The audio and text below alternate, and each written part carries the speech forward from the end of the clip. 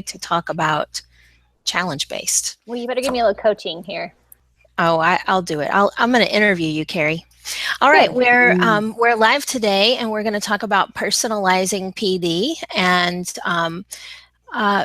Bree or Brooke, can you guys check out the chat? Hopefully, we've got some people who are viewing live, if we can see that. Hopefully, I didn't mess up the encoder too much, and it's not all screwed up over there. And so maybe we'll get some questions too. If not, you can ask us on Twitter with the hashtag friEdFan, FRIEDFAN. All right, so the first person who's going to give us her lowdown today is Cari Orts, and she's going to talk to us about challenge-based PD. And Cari, I'm going to turn it over to you and talk about, like, first of all, I want you to tell us, what does that mean to you? What is that, and how does it work? And then we'll kind of go from there. So challenge-based learning it's student directed. It's not, someone standing at front of the room telling the kids what to do or the adults what to do. It's goal oriented. So it's, beforehand, it's always set in stone, like what we want them to learn. And then from there, there's always like an end task that I want them to complete. And of course, it's fun, and it also encourages collaboration, and it encourages them to talk to other people, to Google things if they have to. So it's just like a really fun environment, and I find that it works really well for teachers because they like to talk naturally, and so this allows them to talk and collaborate and learn from each other. Okay, so I like what you said about that, but if I've never been to a session with you before, I don't really know how that looks, what that would look like to me. So can you tell me, if I'm a person who comes into your session and, I'm gonna do one of these challenges, what actually is happening in that session? So one of my popular sessions is the Google Doc challenge. And so what I do beforehand when I plan it, I have like a list of maybe like 8 to 10 things that I want them to learn when they leave that session. And so from there, I start building things like, first of all, create a Google Doc, share it with this person. And so I kind of go through that list, and sometimes I give them hints how to get there, and sometimes I kind of just leave it open, like change the page color. And that's always a tricky one for people because they don't know how to get there. And so I kind of just stand back and let it naturally happen. And they're like, oh, how do I get there? And I'm like, maybe you should click around here. And then towards the end, when it comes time for them to share that they've finished the challenge, I sneak in another thing. Like, for instance, I want them to stand up and play the cha-cha slide song and do the dance. And so I don't tell them how to do that, but naturally they go to YouTube, they Google it, they search it, they find it, they watch it for a minute, and then they stand up and start being ridiculous and dancing. So I always start with a set things that I want them to learn, and then sometimes I give them hints to get there, and then sometimes it's just kind of like open and they have to naturally figure it out.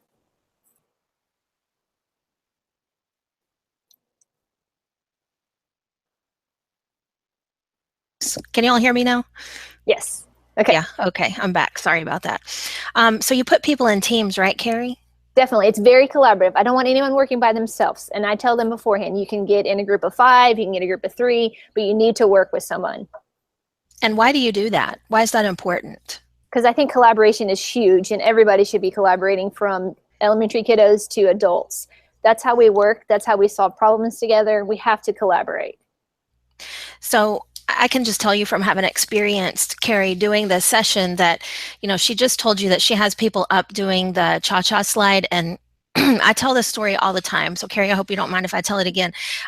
When I saw her session, we were going out to El Paso, and I was looking through her slides, and I said, Cari, nobody's going to do that. Nobody is going to do jumping jacks and shout, "We love unicorns." And she just kind of chuckled, and she said, yeah, they will.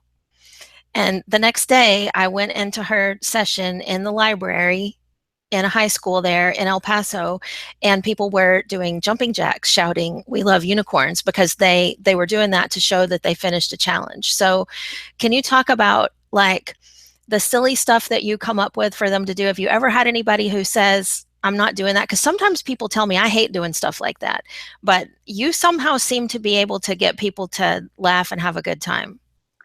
I think it all started when I was working with a kind of unmotivated staff one year, and I made a scavenger hunt for them. And I didn't say that there was a prize, but that was the first time I saw them excited. I saw them running down the hallway, and I had never seen these women move before.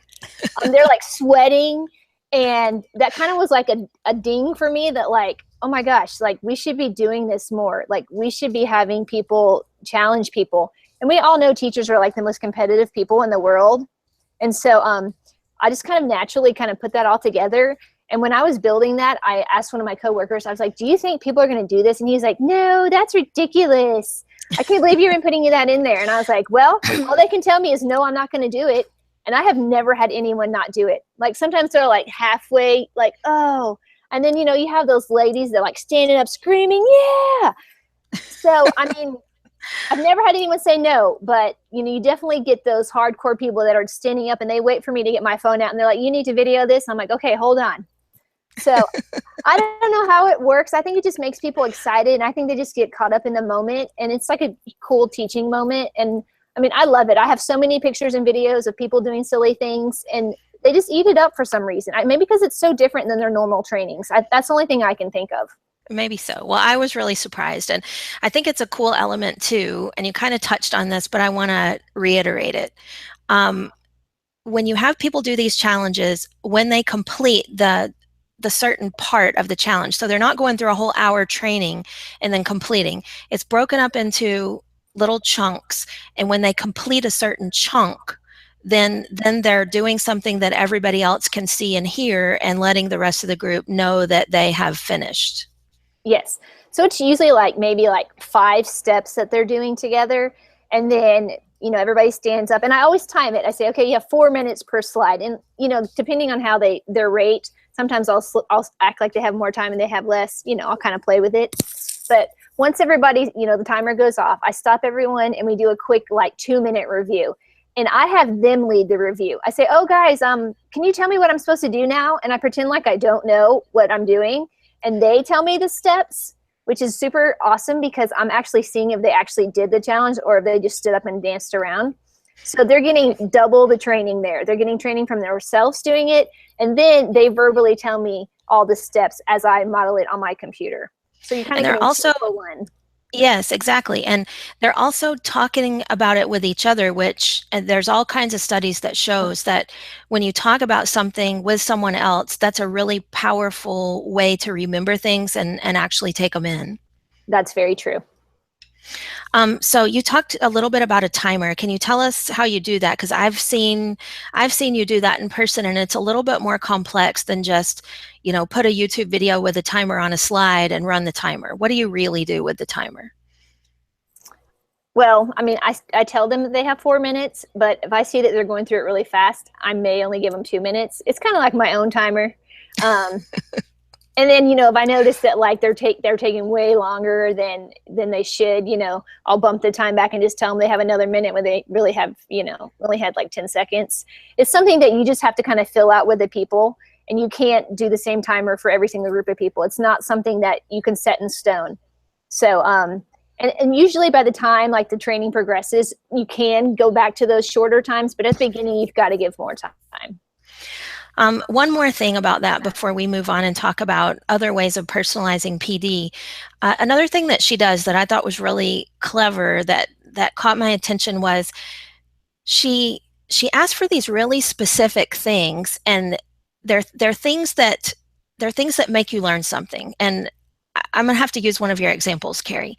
You ask people to find a picture where a picture of a flamingo that is blue, and you lead them, that was posted in the last 2 weeks or something like that. You give them a time limit. So they have to use advanced image search, and they have to filter for the color blue, but the way you word it is clever because it doesn't have to be a blue flamingo, but so many people will struggle with that, and you'll see a team get up and do the dance, and you go over and look, and that it's not a picture of a blue flamingo, but that's not what the challenge says. It says where the predominant color is blue. And so the other teams are like, how did they find that? We're using advanced search too, and all that. But I thought that was a really clever thing. What made you decide to do that?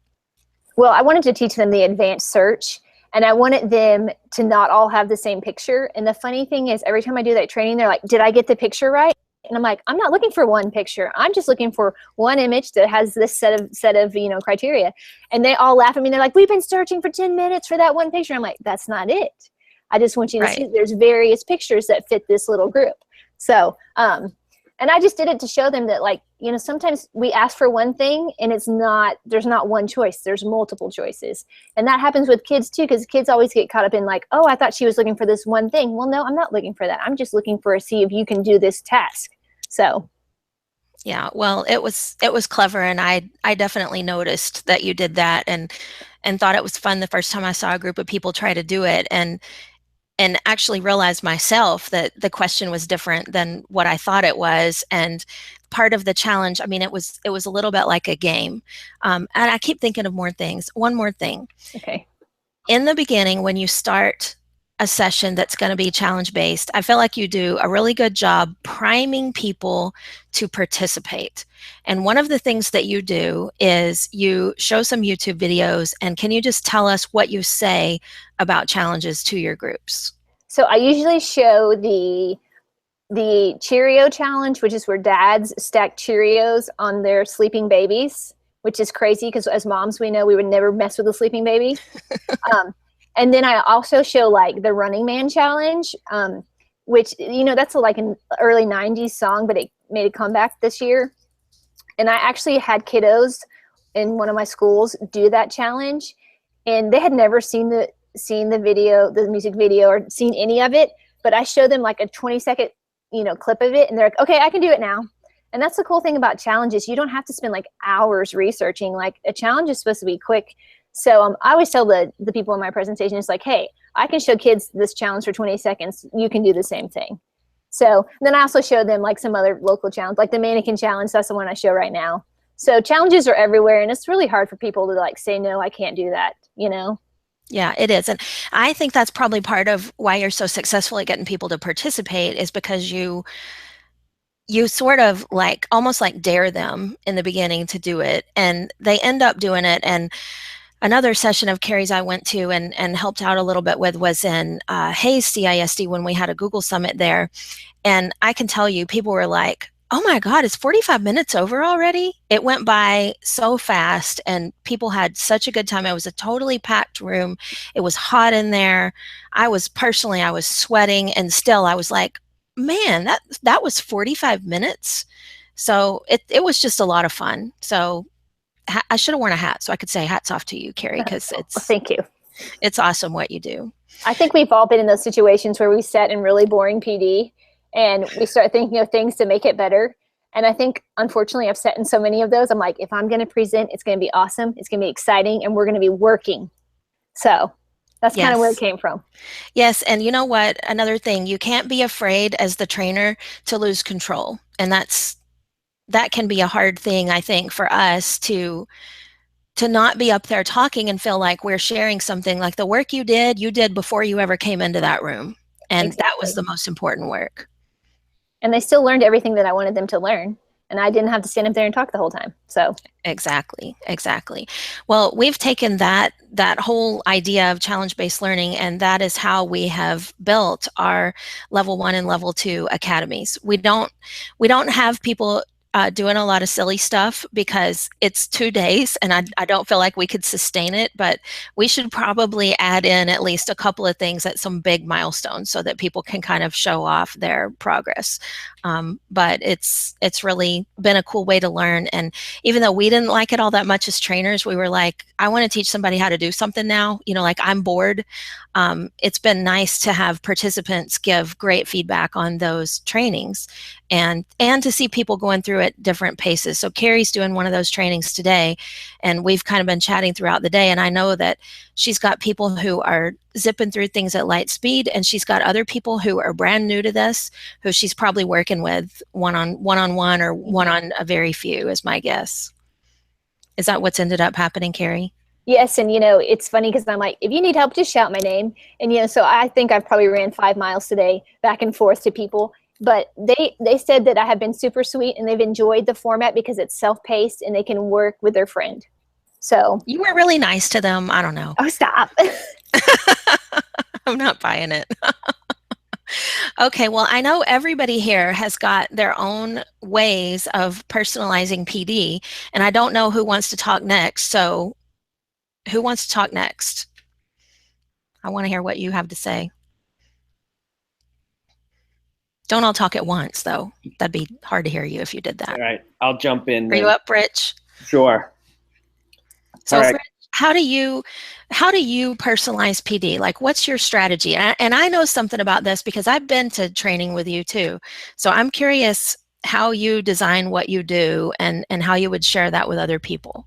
So one of the things, kind of along the same lines as Cari, with trying to energize the lessons and also be able to differentiate, because we're not always able to set aside, let's say, the time to do the PD or have an organized session. One of the ideas that we implemented last year was the Grid Academy. And what that is, it's essentially self-paced challenges where the school kind of competes against each other, like you mentioned, as far as teachers being competitive. And they essentially Grit, Rich, like that? grit. Grit? Yeah. Grit. Okay. All right. Just making sure. And I sent the link before, so you'll be able to share that. Yeah, we'll put that in the notes. And essentially, it's to help the teachers build some grit and resilience. And so they are kind of on their own. They can team up, which a lot of them do, and they earn points. There's a badging system involved, and they get a little placard on their door. And each time they complete a task, they get a badge for it. And it's not so much like who can complete it the fastest, it's who can earn the most points by completing all of the parts. For instance, one of them is they do the grit assessment, and then they talk about grit in their life, and they have to create a YouTube video. And I don't explain to them how to do the video. I give them some resources. And one of the components is it has to be exactly 1 minute. Can't be a second less or more. It has to be exactly 1 minute. They do screencasting. They do Twitter, all different types of activities. And then they earn badges. They earn points. And do you do that exactly 1 minute so they'll have to figure out how to use the tools in YouTube? Yep. Is that why you did that? So that they learn how to trim it, whether they're using the editor in YouTube. And then once they get into screencasting, then they learn about Screencastify, Screencast-O-Matic, so then they could adjust it there. But even then, sometimes there's still that little buffer where once you upload it, the file size changes. So it's kind of funny to hear them grunt and moan, but they all became a minute long, and that, like you said, that achieved the goal. Why don't you tell everybody your nickname, Rich? So I'm, I guess, more or less known as the EdTech sadist, because I like to torture my participants into learning what they need to know. And that was definitely one of them. And that's their first challenge in the Grit Academy. That does take grit. So, but it's addicting, and they keep asking for more and more. So it was actually a lot on me to maintain more unique challenges for them.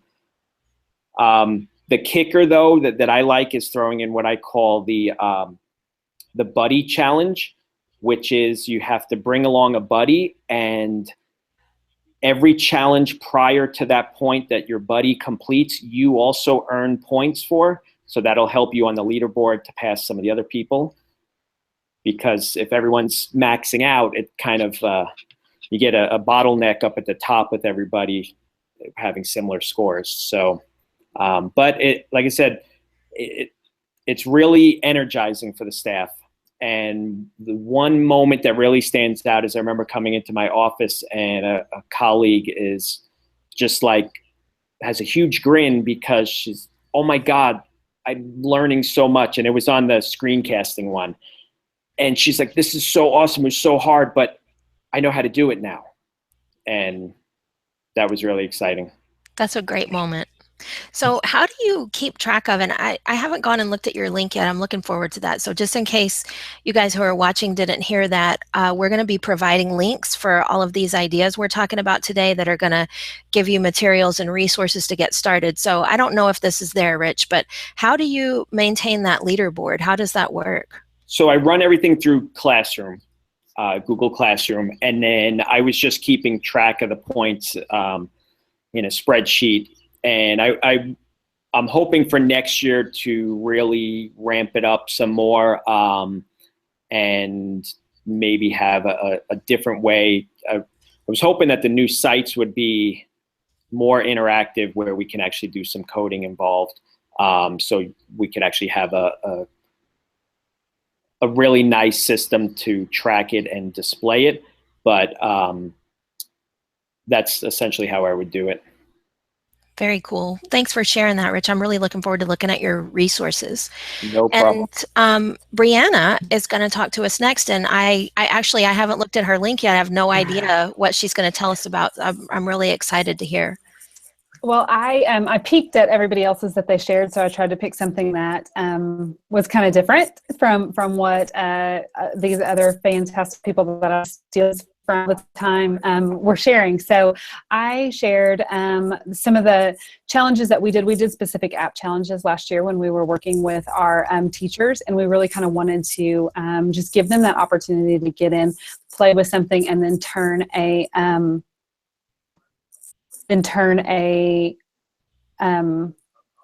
Hey, Bree, you didn't mute your video, did you? We can hear you, but we can't see you. Now we see your picture. Can you see me now? Oh, Brooke can see her. Can you see me now? No, I just see your little avatar. Do you still see her, Brooke? Okay. Well, all right. Just keep going then. I can't see you. You have this sense. Ooh, she's the only one who can't see me. Okay. Right, go ahead, Bree. Don't let me stop you. So basically we did, so I did these little challenges, and I just did them. I built them in Canva actually, and then just pushed them out there to, they were just kind of like task cards, if you will, task challenges that we sent out to the staff. And we did them, really just gave them like a week window and said, hey, this is what I want you to do. We kind of left them very, kind of open, just with the, hey, I want you to grab a selfie of somebody, or an essay with your friend, and then using Sketch, I want you to do different things as they move forward with the challenge. And basically it was really kind of an opportunity for the teachers to learn the tool and create a product, and then they had to share that product with me. And then of course, once they shared the product with me, then they were entered for prizes, because everybody loves prizes. And so we built them around, just whatever the document, or kind of whatever we had. So maybe it was a selfie stick, or maybe it was some lenses that they could use on their phones or their tablets, or whatever the case may be. But it was just a really great way to gather a whole bunch of artifacts from our teachers that then they could turn and see how a pre-K teacher was looking at that versus how a advanced chemistry class was looking at it. And it really just kind of gave us kind of an insight into what our teachers were looking for. So yeah. So Bree, were you able to send those out via email so that you could do that for your whole district at once?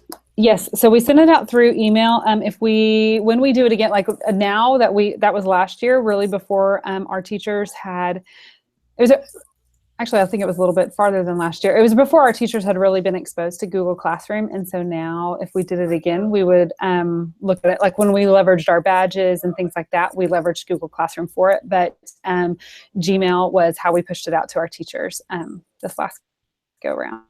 Awesome. Thank you for sharing. And Bree, you're going to send me a link to one of those so people can get an idea, right? I did. I emailed it to you, so hopefully you can. I will check my email as soon as this is over. Check your email and add that. But I would also, like, real quick before everybody jumps in, I think that one of the things, kind of the question that you asked Cari was, why do people do this? And I think that part of it is that we have this, adults have some kind of different motivation than kids do. And I think that's kind of, it's kind of reverse, like, right? Like, we expect that kids are going to eat bad food because, well, they're kids, and that grown-ups are going to sit still because, well, they're grown-ups. And I think that, you know, if we kind of embrace that really we all just love to learn, and we like to be engaged with our learning, that's why people really like this challenged environment. I think also with teachers, it really helps them understand what it is that we're asking them to do in the classroom. Like, it's really hard to talk about challenge-based learning in rows where you're asking people to sit down, just learn like a framework idea of it. And if we're asking them to create this challenged environment where we want them to really kind of dig deep, then we need to demonstrate it and show them the purpose behind why they're doing it. Have you seen any teachers embrace that? Or, I mean, have you guys been seeing people going, oh, wait a minute, I could do this in my classroom with my students? Yes, absolutely. And they're like, oh, can I take this and then I want to tweak this over here and make it, you know, about this particular content. And they just get super, super excited about it. We're actually doing next Wednesday in my district, I'm actually going through this entire concept with our high school teachers, and they're going to build challenges on their content for that. So yeah, we've seen a lot of interest with it, and they get super fired up about it because they love how it makes them feel as a learner. And so then they want to repurpose that. And I kind of always like to challenge them with picking the content that they really can't get their kids fired up about, because if nobody, you know, you don't need to put more chocolate cake on top of chocolate cake, but if you can find the Brussels sprouts and make them taste even better, how do we make them taste better? We make them with bacon, and then everybody wants it, right? And so it's the same kind of thing with that content for our kids. You know what you do? You fry them. Exactly. You fry them up with bacon, and that's how you make it better. Exactly. Right. How can we do that? Exactly. We didn't even plan that. See, good people. Okay, Brooke, I know you are watching the questions on the live stream. Are we getting anything that we should address before we move on and hear from JP? No, I think they're mainly just listening right now, and they were assuring us that they could see Bree, so that was nice. So I think we're good to continue. I still can't see her. Isn't that weird? Yeah, it's just me. So weird. Okay, well, next we're going to hear from JP, and he is our Twitter master. In case you guys have not been attending our Fried Fan Twitter chats, I hope you'll join us. We're doing those Sunday night at 8. That could change. I don't know. But JP came up with the idea, and he's been organizing all that, and at least for me, it's been such a great way to learn. I actually have enjoyed participating a lot more than I thought I would, and the times that I did it again, it just went by like that, and I felt like I got so much out of it. So JP, I can't wait to hear what you say about that. Yeah, great, thanks. Well, I think when you think of personalized PD, you have to think about, is it relevant? Have you given the people a choice and a voice? And so in our Twitter chats, I think one of the nice things is people are able to fill out a Google form, let us know what they want to chat about, and based on that feedback, we make it hopefully relevant to their situation, and it's, you know, just in time learning on a topic they chose. And so that's the same good model we want our students, you know, to enjoy in classes. So JP, when you start organizing something like that, like let's say there's somebody out there who is thinking about maybe doing this in their school or in their district, how did you get started with that? Like I was impressed with the way that you actually organized and structured it. And then I also felt like you did a good job at finding ways to get people involved beyond just writing those 140 characters. So can you talk about that? Yeah, well, I mean, it's just a launch off point to other resources all over the internet. You know, I always encourage, you know, teachers, you know, if they're doing a book study, well, have you decided to follow that author on Twitter? They may be sharing some information on there, or maybe there's links to a blog that would help you, or a resource that would help you teach with, you know, a particular concept with students. Again, just showing them how Twitter's kind of having your personal assistant.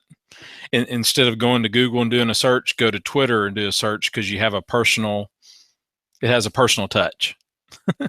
So, you know, they start following some people they admire, and those people might share a resource that's useful to them. Yeah, so I agree with you that it's a better place than just doing a Google search, because you're actually like ours. A lot of folks who are participating in ours are Texas based, although not completely. But like a couple of weeks ago, we did the t-test discussion, which I think a lot of our folks from out of state were like, what is that, you know? Yeah, sure. But I thought it was really great because this is the time of year when people are thinking about that. And I just love the way that it was so timely. It's really not something that you could even do a Google search on. So that was pretty cool. Yeah. So thanks, JP, for sharing. Sure, And we're going to now talk about a challenge that Cari is giving to you. So she is challenging you if you're watching today or if you watch this broadcast soon. And Cari, tell us what you want the viewers to do. So about maybe a month ago, I posted a challenge on my website at techiecari.com on my blog. And I had some people complete a Google Maps challenge, and they shared the link to the Google map on my Twitter feed. And it was funny because people called me a stalker because I was looking at maps of their houses and whatnot. So I thought that was funny. But I'm going to post another challenge probably like in an hour, and I'm going to give away a Starbucks card. So all you coffee drinkers out there, get ready. But it's just a short challenge, and it kind of gives you a little taste of some of my trainings. And they're just fun to do. And, you know, it can be based on something silly or you can make it serious. It's kind of up to you. But you can check that out, and we'll put the link in the webinar here in a minute. Yeah, I'm copying it over right now so that you'll have a link to Cari's blog and you can check out the Starbucks challenge, because I can tell you the last guy did win a prize and I thought it was pretty great. We picked something we thought that we would want, and he got a solar battery charger for his devices, which, I mean, you know, if the lights go out or we have a hurricane or something like that, we're all going to be wishing we had one of those. So yes, it was fun. Oh, I was going to add one more thing. Go ahead. When I make my challenges, I don't tell everyone each step, like step 1, do this, step 2, step 3. I don't go about taking all that time to do that because I want them to discover and problem solve. And I think sometimes as educators, we get stuck in that like, oh, I have to give every single person each step. And we don't need to do that. Even with little kids, we don't need to give every little single step. They can figure it out. And if we're encouraging collaboration, they can figure it out with the person next to them, at the table next to them. And so don't get stuck in feeling like we're making a challenge. You have to lay every single step out. Let them struggle just a little bit, because that makes it fun, because when they finally figure it out, they're like, yes, I got it. So kind of adding to what Bree said earlier, that kind of triggered my thoughts there. Yeah, you're so right about that. And your challenges definitely leave a lot to be figured out. Just like you mentioned early on, the changing the background color of the page. She doesn't say how to do that. I mean, you could Google it if you wanted to, but actually most people don't do that. Most people sort of click around until they find it, or they'll talk to another team. Sometimes you see them talking to another team like, how did you do that? And then so that they can complete the challenge. And usually when they're searching for that one skill, they're actually finding other things out. So they're actually learning more skills at the same time, which is golden. Yeah, it is. And they don't even feel like they're doing any work, which is even greater. All right, Brooke is going to talk to us about a sort of challenge also. This has turned out to be the challenge talk today, even more than the personalizing PD. So thanks, JP, for taking us back to something that wasn't exactly a challenge, but we just love challenges so much. So Brooke, tell us your take on it. This last year, we were able to implement a monthly challenge. And so we would come up with the idea, and we would not only send out to the teachers kind of some basic step-by-step for those who needed it, but also they could take it however they wanted to, the further steps. And then it was a badge system. And instead of just putting it on their doors, and we wanted to make a more show off for the students as well. So we created a big bulletin board and had all the teachers' papers with their sticker badges. And I was totally surprised with how many teachers wanted that sticker. I mean, anything we did for them, every time we came to their room, they'd say, do I get a sticker for this? Do I get a new badge? And then if they sent it in by lunchtime, they would email us and say, did you get my challenge? I submitted it. My sticker's not up. So we had to be like quick to get that sticker on their boards because they talked about it and they challenged each other. And we were amazed with how many people not only jumped in and took hold of it, but then turned around, and also after they would complete it, we had 2 teachers who would then teach that, would put that challenge out to their kids in their classroom. Oh, So that's that really was fun. And they did badges in their classroom, and I enjoyed that. I did not know that had happened. That's really Yeah. cool. I'm glad to Yeah, hear that. 2 middle school classrooms. I figured Yeah. because the middle school really rocked that Yeah, whole they did. challenge. So that's pretty awesome. All right. Well, does anybody else have anything to add today? If you guys don't, and we don't have any questions out there, we will wrap up and start putting out those resources. Rich, you have something to add. Go for it.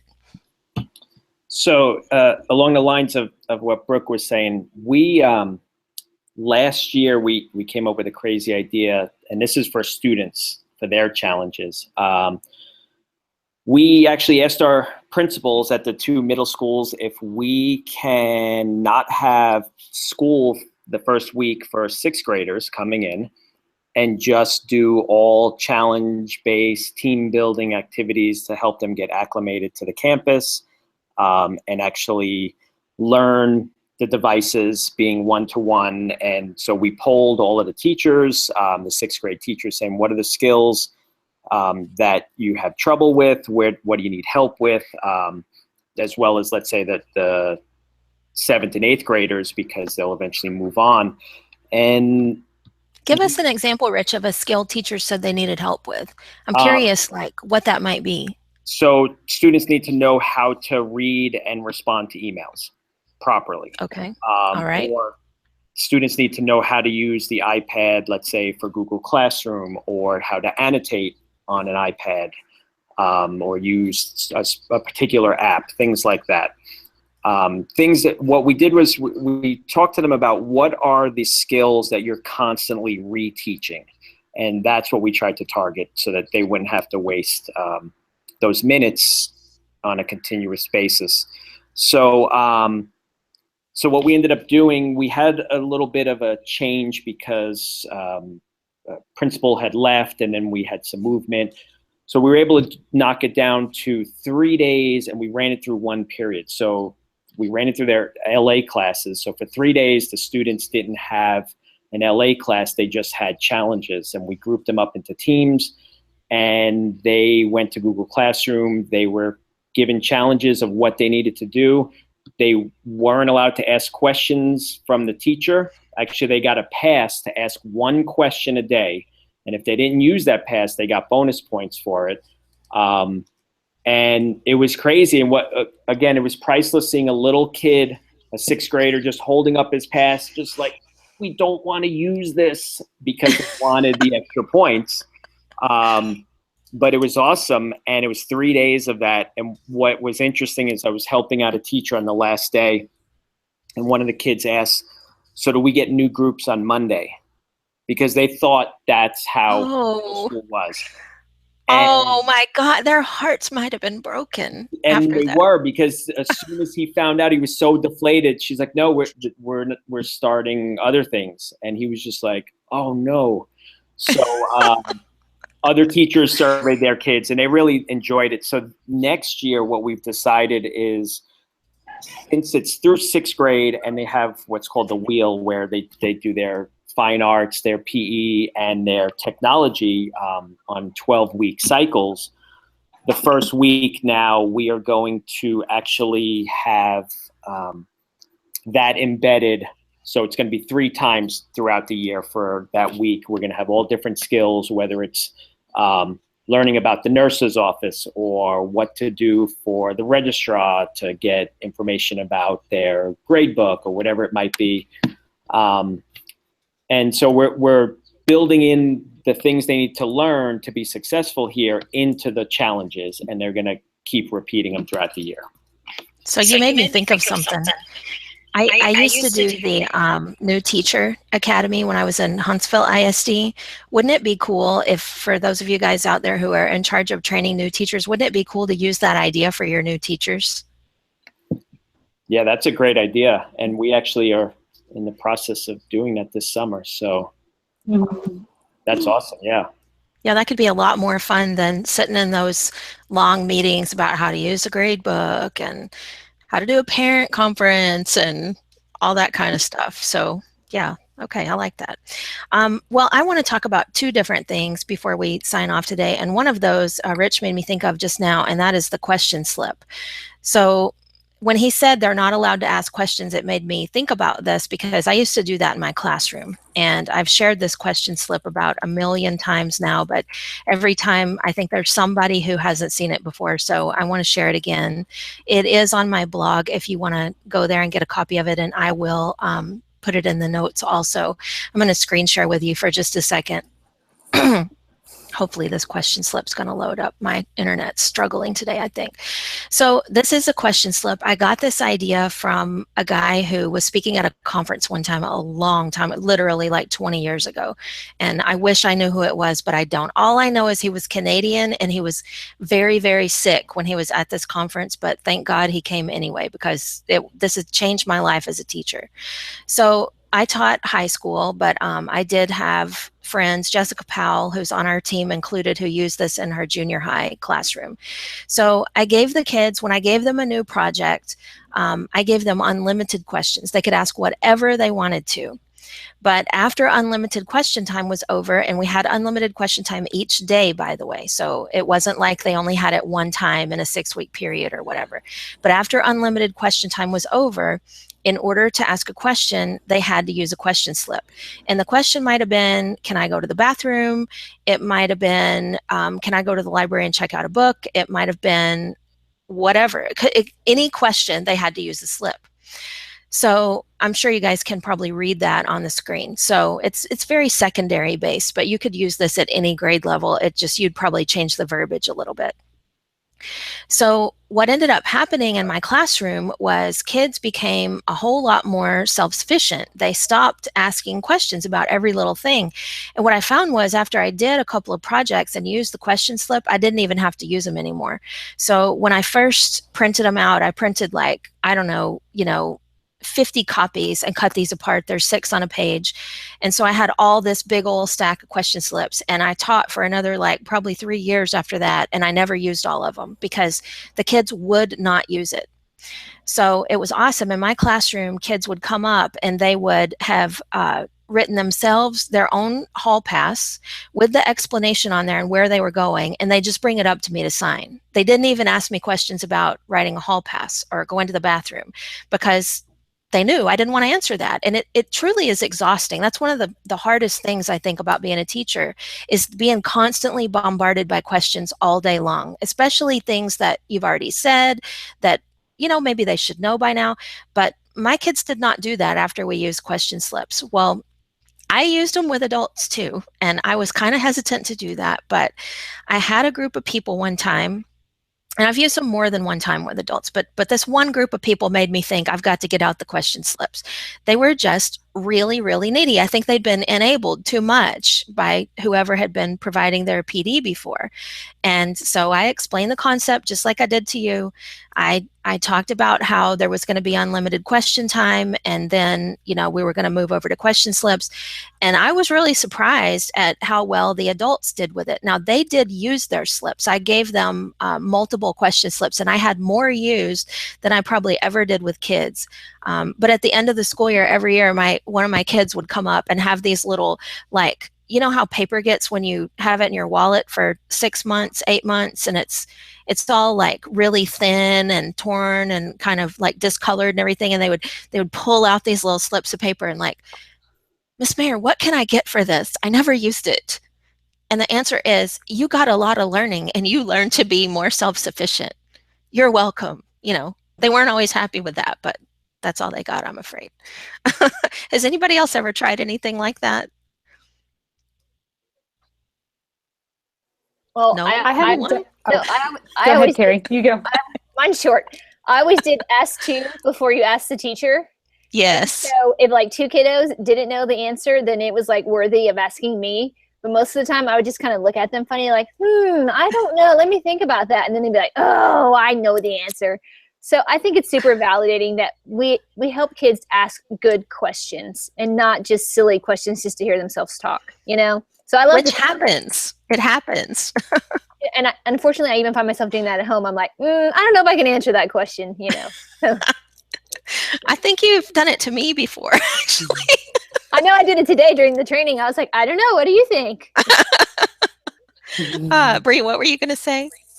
Well, I was going to say I do that with my own children all the time, and I think that that's what we do, right? Like you know, certain things are going to happen that you can already anticipate what those questions are going to be, and so I do that with my kids. Where I'm like, what am I going to say? And they answer it for you. You know, did the same thing in my middle school classroom, and now whenever I go in and work with our high school, I see the same thing. But the thing that I think is really funny when you step back and kind of think about it is that part of that is the questions that we typically have asked our students as teachers. And if you think about like these reflection questions that we typically give, we're asking them to regurgitate information that we just told them. And so what they're trained to do, if you will, is they're asking you for that information so they can write it down and fill in that blank on what you just asked them. And so I think that's why it's so uncomfortable for kids whenever you start to do some of that, where you're like, I don't know, I'm not going to give you the answer. And then they have to go and find it, because it's just something that's very different from what they're doing, which is why this like challenge-based environment is so successful for them, because it gives them that like, oh, I get to use all parts of my brain instead of just sit here and listen to you drone on while I fill in these blanks and go through it. So yeah. I can't say that I didn't have kids get really, really mad at me. I actually, the first year I ever did question slips, the first project, I had to call the counselor and tell her, don't let anybody switch out of my class this week. Because at this particular school where I taught at the time, the kids would go down there and like tell a sob story about, you know, how mean the teacher was, or, you know, like we're just not connecting or whatever. And the kids were like, she's not going to help me. I'm getting out of here, you know? And so I had to call the counselors and tell them, don't do it. Just give me a couple of weeks and they'll be fine. And they did, thank goodness. And the kids, of course, came around just like the adults will. But you do, like, if you're doing that out in TV land, if you're thinking, I'm doing this, it's the last 2 weeks of school, they're driving me crazy, I got to get some question slips. Do it. Just make sure that you tell them, don't go home and tell your parents that I won't help you, because you know that's not true. And if they call me and set up a conference, I'm going to tell them that that's not true. That's not how things are. So be sure you communicate with the parents if you've got highly involved parents in your school. But with adults, hey, you know, you can do whatever you want. One last thing I can think of I want to talk about for just a second before we go is the friEdTechnology needs assessment. So when we're talking about personalizing PD, we think this is an important piece of that, and that piece, you don't, you know, it doesn't have to be our piece. You can make your own piece, but it's using some kind of a needs assessment to figure out what it is that people need to know. So in one of the school districts I worked with, I was their staff development director, and I was doing their PD, and I really thought I was giving them what they needed. You know, I go to all the EdTech conferences, I know all the latest and greatest stuff, and we did a kind of needs assessment, not this one, but another one. And it turns out they didn't want or need to know any of the stuff that I wanted them to know. They needed to know completely different stuff. So make sure you ask. I mean, it sounds like a no-brainer, but make sure that you find out what they know and what they don't. This needs assessment that we have and use, we have our school districts that we work with, our teachers we work with take this needs assessment. I think this is really cute. Jamie Jackson developed these little characters and these color schemes. So it doesn't say, hey, you don't know anything about doc sheets and slides. It says, you're a lavender lemur. And that feels less judgmental than maybe, boy, you have some work to do here, you know?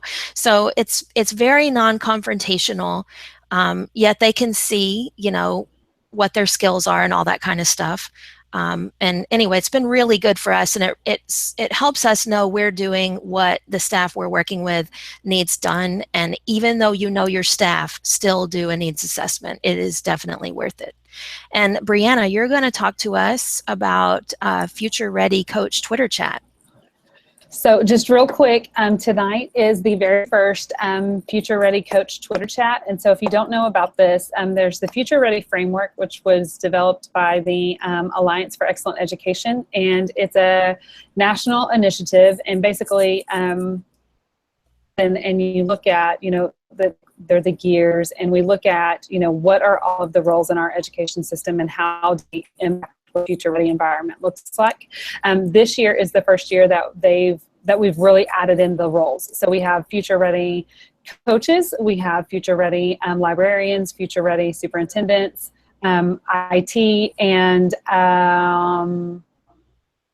say principals. I think that's all of us. And so of course they're going to start with the right people. They're going to start with the coaches to actually kick off this Twitter initiative and go through all of that. So it's going to be tonight at 7:00. You can just use the hashtag FutureReadyCoach. There's also a Facebook page, and it's myself and Sarah Thomas. So Sarah Thomas is from Maryland, and so she's, we're kind of trying to really just get this initiative going nationwide and really push what that role of the ed tech and instructional coach is in that environment. So tonight we're going to talk about summertime professional learning, which is a topic that's really important to all of us. How are we leveraging our tools in order to promote that learning environment for our staff, and kind of moving all the way across. So I would hope that all of you will join us, and would love to show what a powerhouse Texas is and get that going. So Bree, anybody can join in on that. You don't have to be, your school doesn't have to be part of the Future Ready initiative or anything like that. No, and they've actually also, thank you for that, because this year they've changed it to where, let's say that you go to, so it's futureready.org, go to that website, you can check it out, and they have 8 institutes that are held all over the country. There's not one in Texas. The closest one to us is New Orleans. There's one in Colorado. I mean, there's places. You might have to go to New Orleans. It'd be terrible. Meet me there. But there's several across the country. There's 8 across the country. They're free. You just have to get there. No problem. In the past, your superintendent had to sign the Future Ready Pledge in order for you to be there. This year, they have changed to where, let's say you're a coach and you want to go and you learn all of this, then you can go. You just show up to the Institute, RSVP for it, and there's actually going to be an entire planning strategy just around. I went to DC 3 weeks ago and helped line it all out. So what is the role of a Future Ready coach, and what does that look like? So it's super exciting stuff. And yeah, that sounds really cool. You guys to come out. Yeah, this is probably a great audience to talk about that with too. Okay, I keep saying, I think I've said this 5 times now, but truly we're signing off after this. So I wanted to remind you guys, if you don't already know, that we are having a Google Summit in McGregor, Texas this summer. It is just right outside Waco. In fact, if you didn't know it was another town, you might not even realize that. So join us there. We would love to see you. A lot of these people you've been hearing from today are going to be there doing awesome sessions, and we would really, truly love to see you. So check the notes on here for a discount code. In about 30 minutes after this broadcast is over, you will be seeing the notes underneath the YouTube video. That's where all these links are going to be that we talked about today. And I'm also going to put a discount code there for the McGregor Summit if you guys would like to attend that. So thanks everybody for coming today, sharing your expertise. I know I always learn so much from you guys. I think you're the best PD providers there are, and that's the truth. That's why we work together. So I appreciate you guys. Thanks a lot, and we will do this again hopefully soon. Bye everybody.